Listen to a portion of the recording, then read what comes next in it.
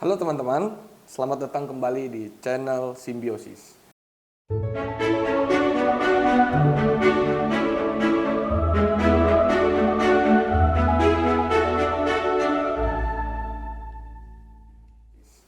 Episode spesial hari ini di podcast kita akan menjelajahi topik yang sangat penting buat kita. Kita mungkin sering dengar dan juga banyak kita mendengar bahwasannya topik ini menjadi topik yang sangat masa depan. Kita akan diskusi mengenai potensi pasar karbon di Indonesia, bagaimana tantangan dan peluang sebagai skema hilirisasi ekosistem berkelanjutan.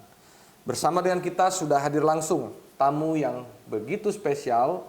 Selamat datang Bapak Dr. Riza Suarga. Selamat datang Pak. Assalamualaikum. Waalaikumsalam. Beliau ketua dari Indonesia Carbon Trade Association atau Asosiasi Perdagangan Karbon Indonesia. Selamat datang Pak. Terima kasih. Terima kasih. Senang bisa ada di sini. Sama-sama Pak. Kita terhormat dan bahagia bisa menghadirkan Bapak di podcast kita supaya kita semua nih para yang penonton channel setia Simbiosis ini bisa memahami dan mengerti sebenarnya perdagangan karbon itu seperti apa dan arahnya bagaimana. Dan apa sih dampak positifnya bagi kita semua tentunya secara umum dan juga rakyat Indonesia. Pak, sebelum kita banyak diskusi nih Pak, kita juga pengen kenal dengan organisasi Bapak tentunya.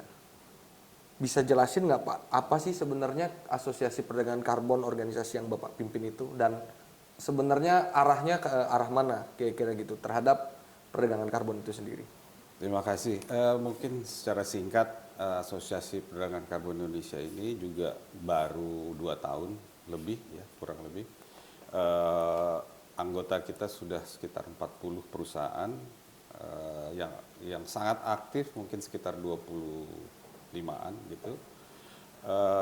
Termasuk Pertamina Power, termasuk PLN, Energi Manajemen Indonesia, dan beberapa perusahaan-perusahaan yang pada dasarnya adalah project owner maupun project developer dari carbon project gitu ya. Jadi sektornya berbagai macam, yang dominan mungkin yang terlalu banyak orang kenal nature based, orang kenalnya atau sektor kehutanan dan other land use. Tapi dari sektor pertanian, biochar, biogas, juga anggota kita, renewable energy seperti tadi Pertamina Power, dan juga surprisingly dari luar negeri juga banyak yang menjadi anggota kita, khususnya mereka yang menjadi buyers, off-takers, dan investors gitu ya. Jadi cukup beragam, dan antusiasmenya juga cukup bagus. Di board kita juga ada tokoh-tokoh yang lumayan terkenal, seperti Ketua Dewan Pengawas ada Pak Badrodin Haiti, mantan Kapolri. Kapolri Pak ya. Kemudian di Ketua Penasehat ada Mas Sutrisno Bahir. Baik. Kemudian pembina ada Mas Bambang Susatyo, Ketua MPR. Ketua MPR. Di Dewan Pakar ketuanya Profesor Rahmat Witular, mantan Menteri LH. Tuh.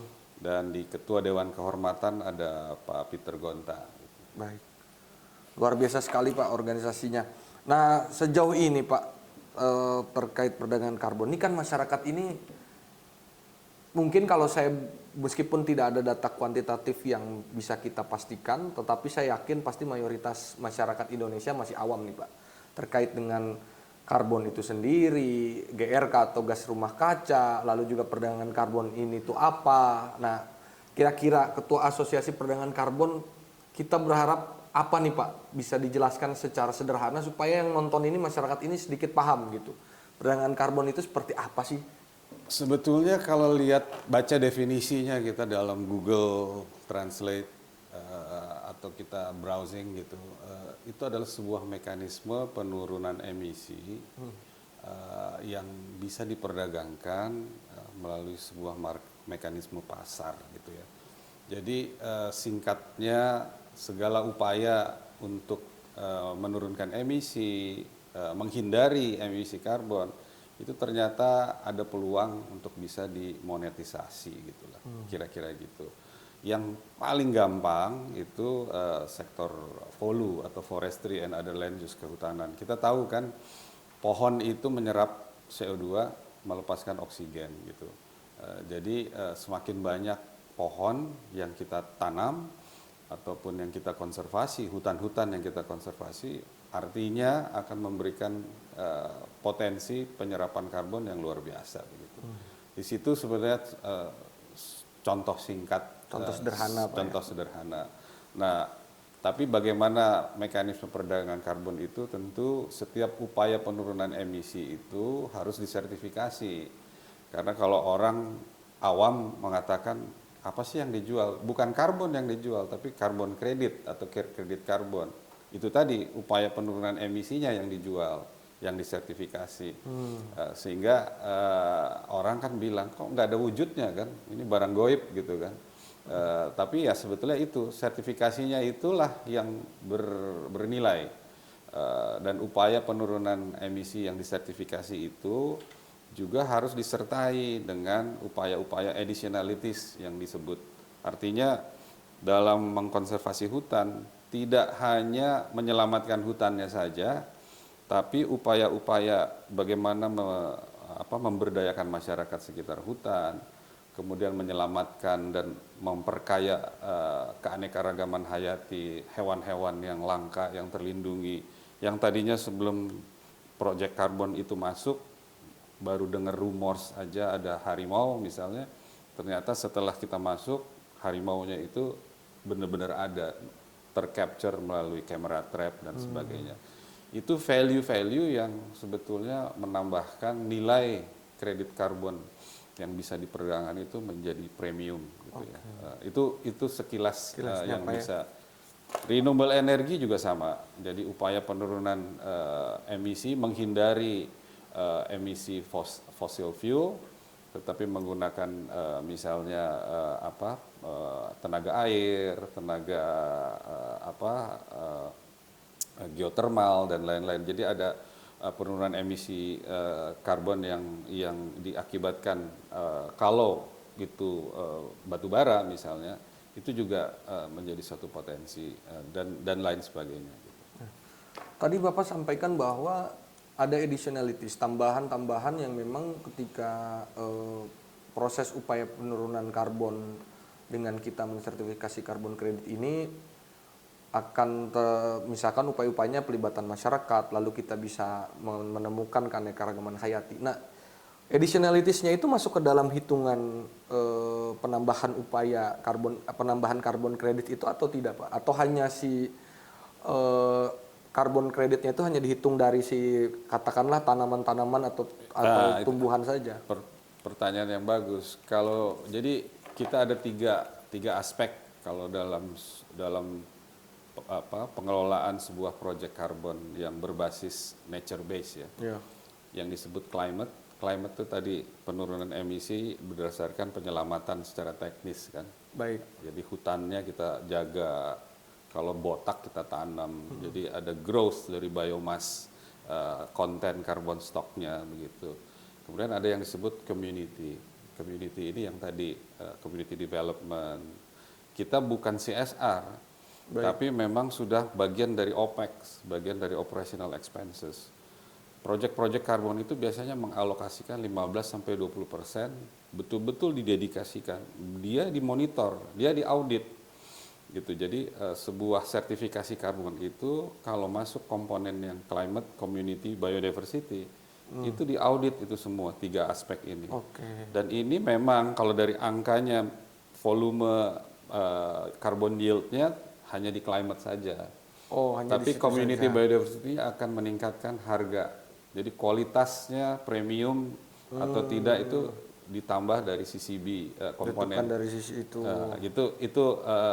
Itu biasanya seperti itu. Banyak proyek karbon yang ada di dunia yang saya tahu dari China itu mereka, karena China kan kalau bikin apa-apa itu skala industri.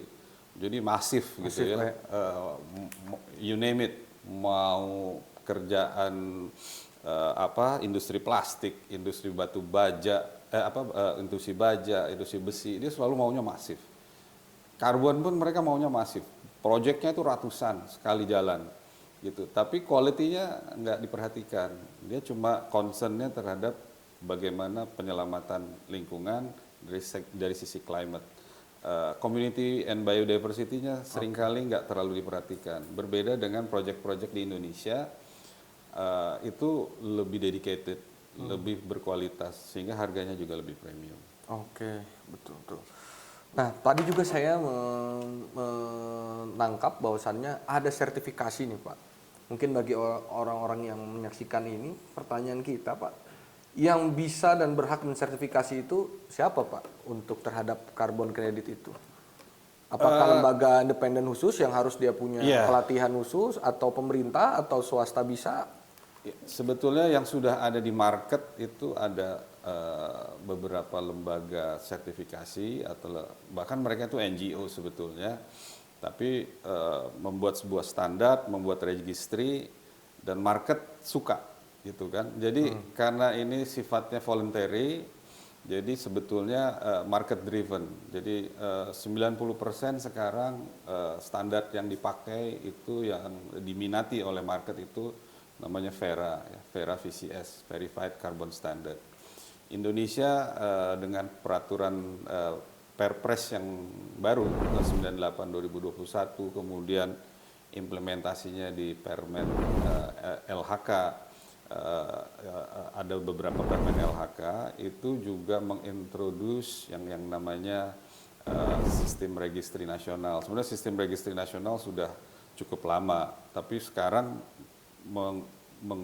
mewajibkan semua karbon kredit yang keluar dari Indonesia harus register di sistem registry nasional berikut standarnya, yaitu ICER, Indonesia Certification of Emission Reduction.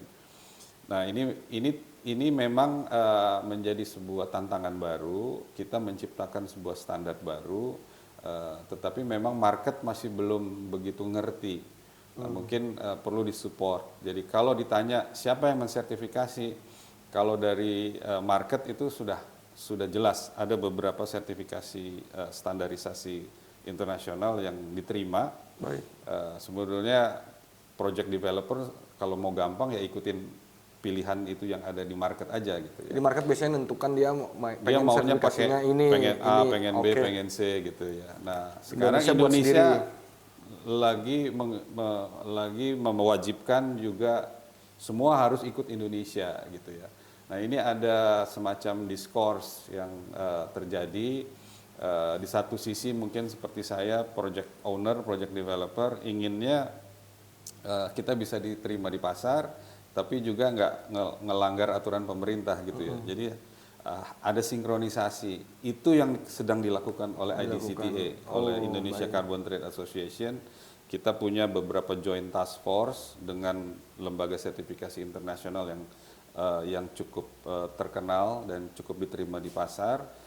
Tujuannya untuk itu, sinkronisasi metodologi, registry, validator, baik yang SRN maupun standar-standar internasional. Jadi anggota kita itu harapannya bisa mendevelop project, bisa jualan dengan aman, dengan tentram dan laku gitu ya. Percuma ya kalau kita juga ikut satu standar tapi nggak laku di pasar kan. Betul. Jadi mubazir gitu. Mubazir, betul Pak. Betul. Oke, menarik sekali teman-teman, karena ini perlu diketahui oleh kita semua, karena menurut peneliti CSIS itu Noviasu mengungkapkan bahwa salah satu pangkal permasalahan kebijakan dekarbonisasi ekonomi Indonesia adalah kurang kesadaran masyarakat dalam mendukung serta mendorong arah kebijakan ekonomi rendah karbon. Nah, jadi penjelasan Pak Dr. Riza tadi semoga bisa sedikit mencerahkan kita. Lalu pertanyaan saya selanjutnya Pak, terkait dengan kondisi perubahan iklim Indonesia, deforestasi, kebakaran hutan, dan emisi karbon. Nah, belum lagi soal tadi ya, Bapak sempat menyampaikan bahwa masih banyak industri-industri yang menggunakan energi fosil, Pak. Nah, ini kan apakah menurut Bapak, masyarakat di kita itu ibarat kata berpikir, kenapa sih tidak industri dulu yang didorong ke arah energi baru terbarukan yang ramah lingkungan, tetapi sekarang sudah langsung loncat ke arah perdagangan karbon. Nah, menurut Bapak ini bagaimana Pak melihat respon atau persepsi-persepsi masyarakat seperti itu? Kalau saya sih mau jujur, eh, oil and gas, kemudian batu bara, ya fossil fuels itu menurut saya agak susah untuk dihilangkan 100%. Itu Betul. satu. Terlalu banyak investasi yang sudah mengalir ke sana. Kemudian industri yang berbasis fossil fuel itu sendiri, energi yang berbasis fossil fuel sendiri itu kan sudah menemukan angka ekonomisnya gitu. Sehingga kenapa dipakai oleh masyarakat bukan saja di Indonesia tetapi di dunia. Gara-gara Covid, Jerman sekarang pakai batu bara lagi gitu kan. Kira-kira kan gitu. Padahal tadinya kebijakannya benar-benar clean energy gitu. At the end of the day juga pasti hitung-hitungan ekonomis yang akan menjadi faktor juga gitu ya. Oke. Itu yang pertama. Kedua, saya ambil contoh skema CORSIA namanya. CORSIA itu Carbon Offset and Reduction Scheme for International Aviation. Jadi tahun 2027 nanti seluruh international aviation untuk perdagangan internasional diwajibkan melakukan offset karbon. International aviation juga sudah diarahkan untuk menggunakan sustainable aviation fuel, for example ya. Tapi hitung-hitungan dari industri penerbangan, kontribusi SAF atau sustainable aviation fuel itu hanya sekitar 38%. 62%-nya mereka nggak bisa net zero emissionnya. Akhirnya apa? Ya 62% itu harus beli offset karbon melalui karbon proyek-proyek karbon baik itu forestry, agriculture, renewable energy dan lain-lain. Jadi menurut saya perdagangan karbon ini memang bukan satu-satunya cara untuk menurunkan emisi, tetapi adalah bagian dari ekosistem dekarbonisasi. Jadi tidak bisa dekarbonisasi itu hanya mentransformasi dari fossil fuel ke renewable saja, karena kan seperti electric vehicle for example ya, nikelnya sendiri kan sebenarnya bukan renewable material gitu kan, sehingga itu juga ada emisinya. Nah kalau kita arahnya net zero emission, tentu komponen carbon offset itu, carbon credit itu akan dibutuhkan. Jadi ini adalah bagian yang melekat. Setiap industri ke depannya akan ada transformasi energi, akan juga ada carbon offset. Selalu akan melekat gitu. Kalau end game-nya adalah net zero emission target. Carbon offset itu mungkin bagi teman-teman yang belum tahu, nanti mungkin bisa dijelaskan juga oleh Pak Riza. Jadi kita harus ibarat kata harus menyediakan atau membeli sejumlah stok karbon gitu ya Pak ya, untuk menggantikan sumber daya yang tidak terbarukan yang digunakan oleh si perusahaan atau industri itu, kira-kira begitu Pak ya?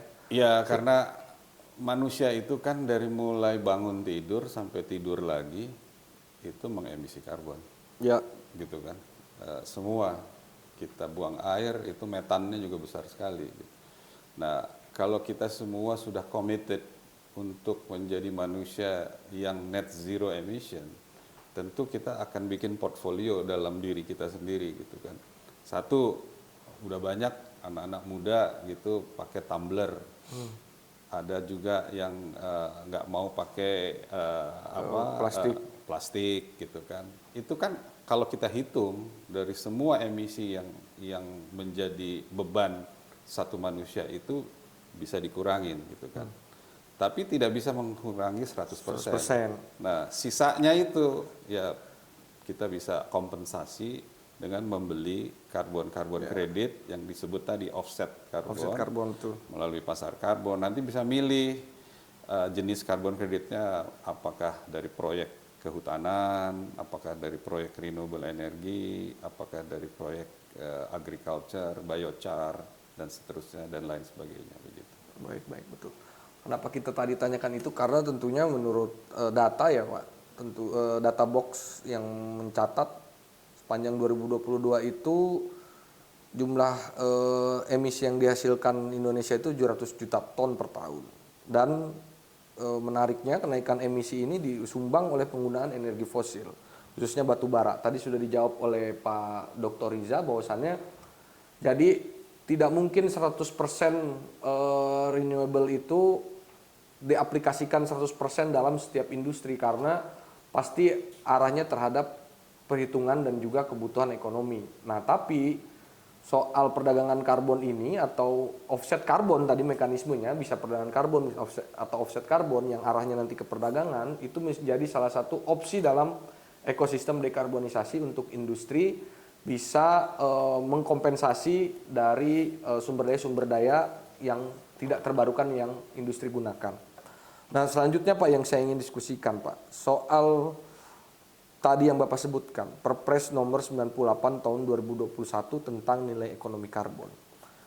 Menurut Bapak, seoptimis apa pemerintah melalui Perpres ini, Pak, untuk bisa mempercepat dekarbonisasi yang dilakukan oleh Indonesia, Pak? Dan juga apa misalkan menurut Bapak yang masih ada kekurangan-kekurangan dari peraturan ini untuk bisa diterapkan nantinya? Kalau saya mengambil sisi positifnya, pemerintah Indonesia ini merupakan satu-satunya pemerintah di dunia yang saya lihat sangat serius dalam membuat sebuah roadmap, terutama roadmap regulasi yang berkaitan dengan dekarbonisasi. Jadi negara-negara lain di dunia ini lumayan salut sampai segitu seriusnya Indonesia gitu ya. Buat ada dampak-dampak negatif mungkin di awal-awal ya bagi kita pelaku atau pemain perdagangan karbon, project developers dan lain-lain. Mungkin jadi seolah-olah terkesan overregulated gitu ya, terkesan menjadi terlalu banyak jelimet dan cawe-cawenya gitu.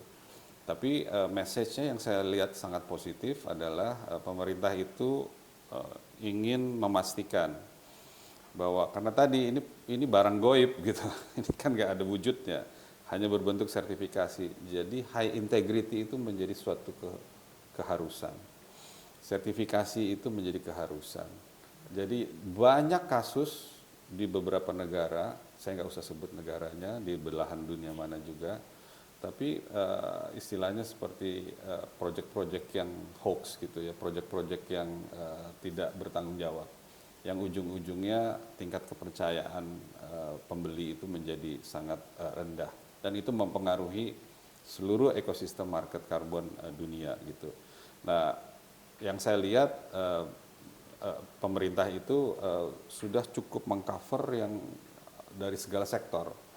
Dari mulai target-target penurunan emisi setiap sektor, kemudian target-target sektor mana saja yang potensial untuk menjadi sumber bisa menghasilkan karbon-karbon kredit atau karbon-karbon offset. Itu juga sudah dipetakan gitu ya. Ya mungkin implementasinya yang kita tunggu secepat apa gitu. Karena memang kalau kita dari swasta itu kan seringnya ini kok pemerintah kok lambat gitu kan. Yeah. Nah memang itu adalah challenge yang selalu tidak hanya pemerintah Indonesia. Saya lihat pemerintah Amerika pun kalau melakukan atau mau mengeluarkan suatu regulasi itu lamanya luar biasa gitu ya. Jadi banyak pertimbangan karena mengcover segala sektor, mengcover berbagai industri yang akan terdampak ini kan macam-macam gitu. Jadi saya lihat comprehensive study maupun comprehensive decision making prosesnya itu memang nggak sederhana. Tugas kita sebetulnya dari sisi swasta pelaku memberi masukan, memberi dorongan. Mudah-mudahan peran swasta juga lebih banyak didengar oleh pemerintah sehingga kita ini kan terbiasa juga mencari solusi ya, solusi yang cepat gitu. Ini yang mungkin bisa membedakan apa yang dibutuhkan ke depan gitu. Baik, terkait tadi Pak, saya ingin bertanya soal pasar karbon dalam negeri Pak. ini kan kalau kita baca-baca di literatur di internet, ini kan belum terbentuk sepenuhnya Pak ya. Nah, menurut Bapak kendalanya di mana dan apa komponen yang memang belum ada di situ sehingga ini belum berjalan secara maksimal Pak? Itu. Sebetulnya kalau saya sih lihat Indonesia dengan Uni Eropa dengan Amerika itu berbeda gitu ya. Jadi boleh kita ingin mengedukasi atau mengharapkan masyarakat kita untuk membeli carbon offset, tapi di lain sisi sebetulnya ada, kalau kita hitung-hitungan, kalau buat saya gitu, bisa enggak, bisa iya juga gitu. Artinya kalau kita punya target penurunan emisi karbon X ton per tahun gitu,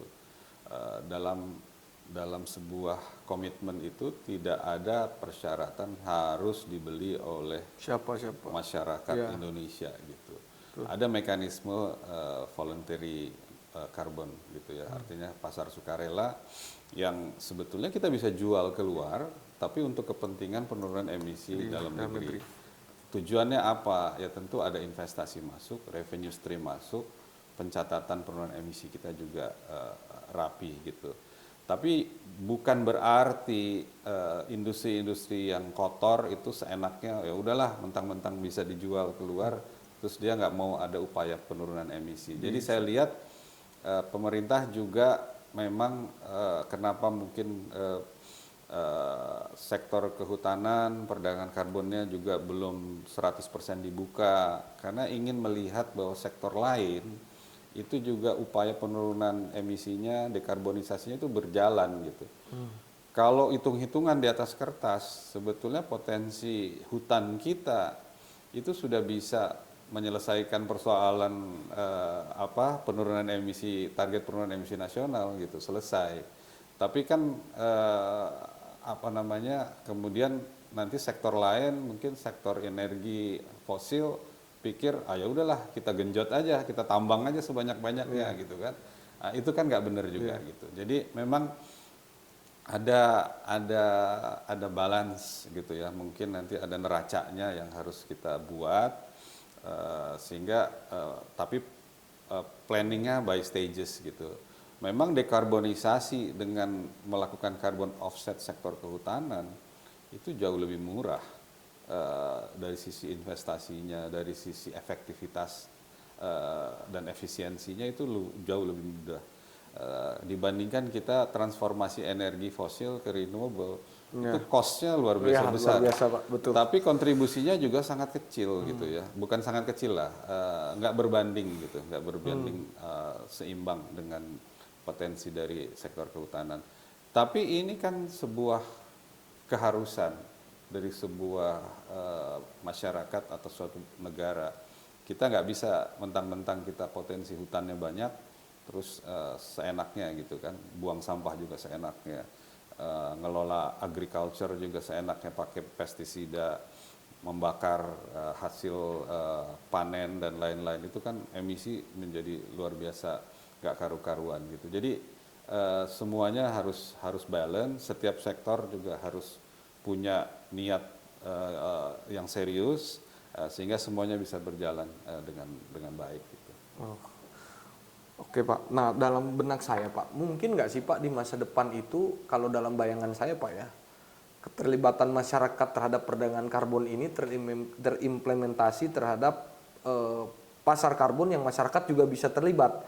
Kalau bayangan saya mungkin nggak sih Pak, misalkan masyarakat tuh mau nanam pohon nih di sekitar rumahnya, karena kan perkalian rumah itu kan lumayan besar juga tuh Pak. Kalau penduduk dikalikan, terus mereka semua tertarik nih dengan perdagangan karbon, terus dia tanam tanaman-tanaman di rumahnya, tumbuhan-tumbuhan, terus dia sertifikasi, katakanlah di masa depan mungkin bisa jadi sertifikasinya akan semakin murah gitu Pak ya. Kalau misalkan sekarang oke lah masih tinggi sertifikasinya, habis itu dia jual di e-commerce misalkan gitu Pak, e-commerce karbon. Nah, dalam benak saya tuh, imajinasi saya tuh kayak gitu, itu bakal ke arah sana juga nggak sih Pak kira-kira? Saya pribadi jujur inginnya seperti itu.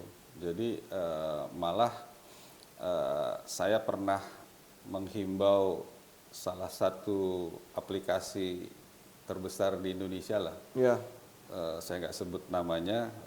5 tahun yang lalu saya ajak gitu. Mestinya services mereka itu sudah termasuk carbon offset gitu kan. Ya. Jadi kirim kirim barang gitu pakai ojek online gitu, itu otomatis ada Rp100 yang termasuk di dalamnya carbon offset gitu. Entah itu berapa kilogram, nggak usah ton gitu kan. Jadi kita slice menjadi retail gitu. Wah, betul Pak. Itu luar kan biasa. menarik. Tapi saat itu memang karena perusahaan tersebut masih rugi, jadi belum terpikir untuk ke arah sana. Artinya apa? Partisipasi masyarakat secara disruptif ya, dalam arti positif gitu, memang dibutuhkan supaya bukan sekedar dihimbau atau diwajibkan, tetapi sudah ikut serta gitu. Betul Pak. Nah, saya lebih suka memang hal-hal yang seperti ini dibandingkan kita tuh dibombardir dengan regulasi, regulasi. Kan kita tahu ojek online saja mendisrupt begitu banyak industri taksimeter gitu kan. Itu kan kita nggak nyangka gitu. Nah, ini sebetulnya harusnya partisipasi atau gerakan masyarakat ini akan sangat masif dan akan luar biasa. Jadi Indonesia itu melakukan dekarbonisasinya itu secara sukarela dan bertanggung jawab, dan saya lihat Gen Z itu punya potensi untuk ke arah sana. Karena kalau saya ngobrol sama generasi yang lebih senior itu mikirnya cuan aja gitu ya. Kalau Gen Z saya lihat memang udah sehari-hari ya itu pakai tumbler, nggak pakai plastik. Kalau lihat animal print itu, wah itu animal cruelty lah apa, itu udah ada gitu. Ini tinggal digerakkan secara masif dan itu akan menjadi sesuatu yang dahsyat. Betul Pak. Jadi Bapak juga punya imajinasi yang sama Pak ya, ke arah sana Pak ya? Sangat ada, cuman saya belum ketemu partner yang pas gitu. Karena rata-rata yang ada perusahaan-perusahaan yang sudah besar pun masih bleeding ya, masih berdarah-darah. Jadi saya bisa maklumi sih. Oke Pak, betul Pak. Nah waktu itu saya juga lihat Pak, asosiasi Bapak itu menandatangani MOU dengan Bursa Efek Pak ya. Nah itu bisa diceritain nggak Pak ya, nanti arahnya tuh kemana sih, soal hubungannya apa sih perdagangan karbon ini dengan Bursa Efek ini? Alhamdulillah IDCTA itu ikut bukan ikut memprakarsai, tapi ikut melakukan advice, memberikan advice kepada IDX, kepada Bursa Efek, dari mulai proses awal persiapan bursa karbon itu sendiri begitu. Tentu bursa karbon itu kan namanya bursa, jadi harus ada yang jual, harus ada yang beli gitu. Kalau IDCTA itu kan tempatnya yang jual gitu, artinya kita kan carbon project developers, jadi barang-barangnya itu kita punya. Dari mulai hutan tadi, agriculture, renewable energy, dan seterusnya. Ya, MOU itu tentu selain kita penguatan capacity building, tapi juga kita memberikan warna dan berikan dukungan bahwa anggota-anggota kita bisa berjualan nanti di Bursa Efek Indonesia gitu ya. Dalam hal ini tentu Bursa Karbon Indonesia, IDX Carbon Exchange. Secara garis besar itu tentu hal-hal teknis lainnya yang berkaitan dengan ekosistem perdagangan karbon melalui bursa itu juga kita senantiasa aktif sekali untuk mendukung mereka. Gitu. Baik. Jadi nanti bisa terwujudnya permintaan dengan ini Pak ya, di bursa karbon itu bisa ada pertemuan antara penjual dan pembeli Pak ya, terkait dengan karbon itu sendiri. Nah selanjutnya nih Pak, saya ingin diskusi soal, ada juga opini-opini penolakan nih Pak soal perdagangan karbon. Mungkin Bapak juga tadi kita sempat cerita-cerita, Bapak juga sebenarnya kurang lebih mengenal kan aktivis-aktivis lingkungan seperti Greenpeace, Walhi, dan lain sebagainya. Tentunya mereka kan berpendapat seperti misalkan manajer kampanye iklim Walhi berpendapat bahwa penerapan dalam mekanisme pasar dan perizinan alam menambah rantai panjang konflik dan masyarakat. Karena ini merupakan perampasan tanah dan hutan secara sistematik dengan kedok hijau dan pemulihan iklim. Jadi bagi Walhi itu perdagangan karbon itu jalan sesat untuk mengatasi perubahan iklim, Pak. Karena perdagangan karbon hanyalah sebuah modus untuk tetap mempertahankan ekstraktivisme, finansialisasi alam, dan sembari melakukan praktek greenwashing. Tanggapan Bapak apa, Pak? Kalau saya sebetulnya greenwashing itu juga very subjektif ya kalau menurut saya. Oke. Saya lebih suka orang itu atau masyarakat atau industri itu melakukan suatu gerakan yang real ketimbang kita berdebat dengan sebuah retorika-retorika gitu ya. Kalau kita mau jujur, sebetulnya perdagangan karbon melalui voluntary itu sudah cukup berkontribusi yang besar. Dan seperti tadi, real action di lapangan yang sudah saya lakukan saja gitu di proyek saya, itu bagaimana kita mengalihkan penghasilan atau pendapatan seorang illegal logger menjadi kepala pengamanan hutan. Itu saya lakukan. Oke. Dan dia menjadi influencer terhadap para illegal logger. Dan itu real terjadi. Dan buktinya adalah ketika kita merehabilitasi gambut, di mana waktu kita ambil alih gambut itu, sudah ada sekitar 500-an kanal yang ada di dalamnya. Itu mengeringkan seluruh gambut sehingga potensi kebakarannya itu luar biasa. 2015 dari 23.000 hektar tersisa hanya 250 hektar. Itu terjadi di wilayah saya. Kita masuk, kita mengintervensi, kita lakukan sekat kanal, kita bikin kanal blocking istilahnya, kita basahi lagi gambut-gambutnya selama 5 tahun pertama dan sampai sekarang zero burning. Padahal di sekitar wilayah yang kita restorasi itu ada sawit, ada perkebunan sawit, ada HTI, ada tambang dan lain-lain. Semua terbakar. Hanya satu-satunya tempat yang tidak terbakar tempat kita. Itu membuktikan rehabilitasi ini jalan. Yang kita lakukan juga kemudian karena tadi kita 20% kita alokasikan untuk OPEX, Community Development. Kita rehabilitasi Poskesdes. Poskesdes itu puskesmas gitu ya. Bidan honorer yang ada di sana. Jadi kalau di kampung itu bidan itu bukan honorer namanya. Kadang dihonor, kadang enggak. Betul, Pak. Ya, jadi bidan yang registered nurse yang dibayar oleh negara itu nggak suka tinggal di desa. Tinggalnya di kecamatan atau di kota besar. Kalau ada yang hamil, ada yang mau melahirkan baru datang gitu kan. Apa yang kita lakukan? Bidan honorer ini kita tarik, kita bayar, kita gaji setiap bulan. Under payroll dari perusahaan. Stay-nya di desa. Itu kemudian, tapi in return setiap bulan itu dia datang ke base camp untuk check up karyawan-karyawan kita gitu. Oke. Terus sekolah juga kita berikan rehabilitasi baik dari bangunan, air bersih, kemudian rumah-rumah itu kita secara bertahap hampir seluruh desa itu kita sediakan air bersih gitu ya. Nah, kalau itu dianggap melakukan suatu ekstraksi finansial dengan memanfaatkan penguasaan lahan secara besar-besaran dari korporasi, saya rasa juga kurang fair ya. Jadi tapi itu bukti nyata apa yang kita lakukan itu bukan sekedar ngomong, dan itu sudah testimoninya juga sudah ada, dan masyarakat itu sekarang dengan si influencer illegal logger yang jadi kepala pengamanan hutan kita, dia sekarang justru lebih bangga menyelamatkan hutan dibandingkan suruh balik lagi kerja jadi illegal logger.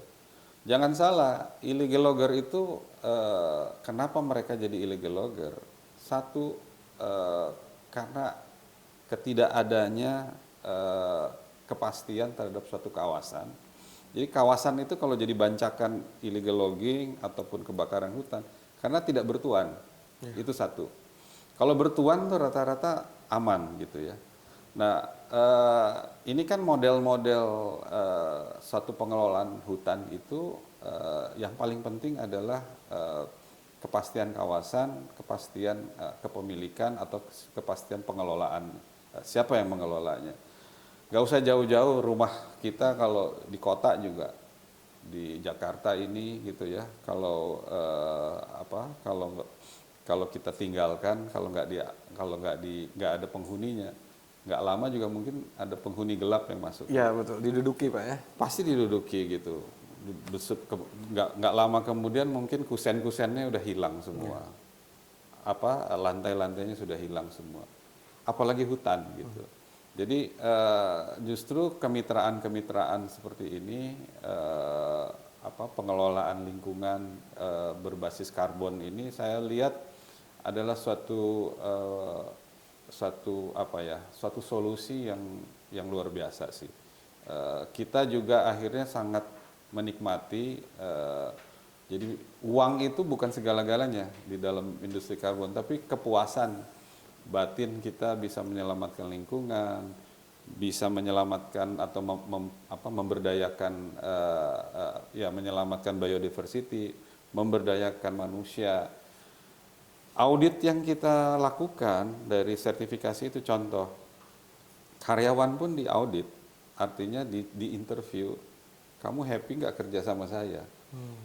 Gender equality itu dinilai, dan itu harus improve setiap tahun gitu ya. Saya nggak melihat industri lain yang serupa ataupun yang berbeda itu punya kepedulian ataupun punya roadmap eksekusi yang begitu detail gitu. Di Project Carbon itu terjadi dan itu menjadi penilaian sertifikasi. Jadi kalau kita nggak lulus itu, sertifikasi kita jelek, ya kita nggak bisa jualan. Kan gitu. Kalau itu dianggap tidak bertanggung jawab, saya juga agak bingung nanti mesti seperti apa kita mau menyelamatkan lingkungan gitu ya. Mungkin itu penjelasan saya. Terkait dengan ini Pak, peluang perdagangan karbon dan masa depan perdagangan karbon di Indonesia nih Pak.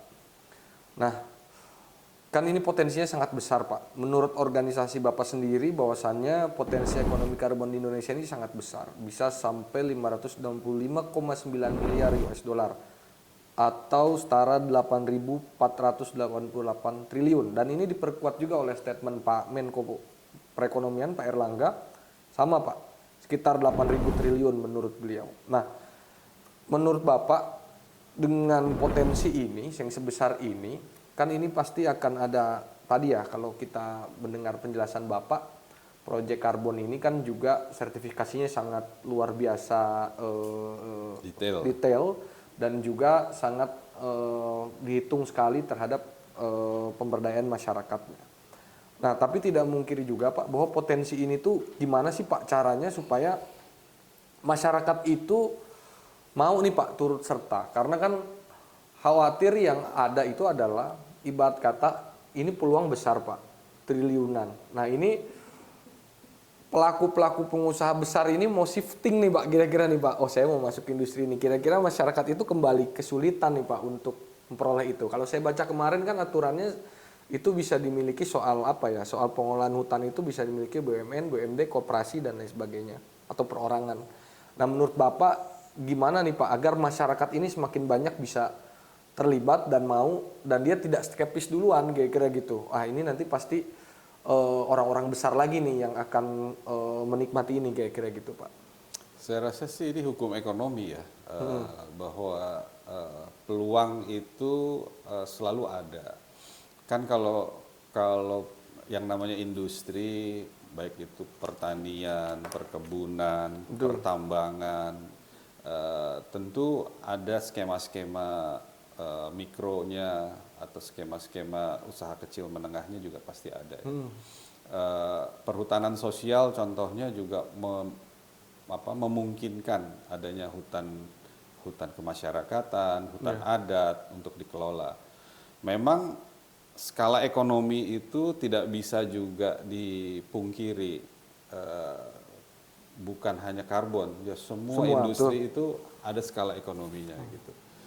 Jadi memang, tapi kan kita lihat kenapa kok pertanian di Eropa gitu berjalan sangat bagus.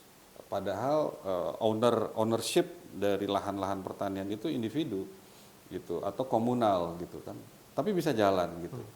Nah, di sini saya rasa akan terjadi suatu pergerakan yang mirip, yang serupa. Kalau kita nggak mau mengulangi kesalahan tengkulak atau ijon ataupun jagoan-jagoan kecil di kampung, ya mungkin memang sudah saatnya kita bisa melakukan penetrasi-penetrasi yang berbeda. Saya melihatnya sudah banyak juga startup yang masuk, contoh. Startup itu bisa mengedukasi, dia bisa menjadi jalan tengah gitu ya, betul. antara para individual owner potensial project carbon individu dengan skema-skema ekosistem yang dibangun oleh startup karbon misalnya. Dia aktif melakukan sebuah penetrasi yang konsentrasinya ke hutan-hutan komunal, hutan-hutan kemasyarakatan gitu. Jadi proyek-proyek ini mungkin ini untuk menghindari tengkulak-tengkulak dan sebagainya ya. Jadi startup itu ada digital platformnya, orang bisa daftar ke situ, bisa jualan dan lain sebagainya. Nah, tinggal nanti skrutininya aja yang harus lebih ketat juga gitu. Kadang-kadang ya startup ada juga yang bandel-bandel juga banyak gitu kan. Tapi itu adalah satu contoh bagaimana sebetulnya potensi-potensi ke depan dari sebuah ekosistem yang bisa dibangun untuk melakukan lompatan gitu ya, ketimbang tergantung lagi nanti dengan pengusaha besar, tergantung lagi dengan tengkulak, tergantung dengan mediator-mediator yang tidak bertanggung jawab gitu. Nah, ini dengan startup ini sudah bisa digerakkan. Saya pikir ini satu inovasi-inovasi dari perdagangan karbon yang ke depan yang akan bisa kita lakukan gitu.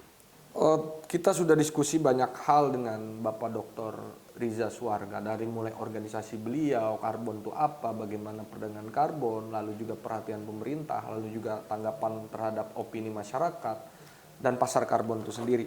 Nah, terakhir Pak, apa closing statement dari Bapak nih untuk penonton Simbiosis Indonesia Podcast nih? Kalau saya sih sebenarnya sederhana aja ya. Terutama untuk teman-teman generasi muda, Gen Z gitu,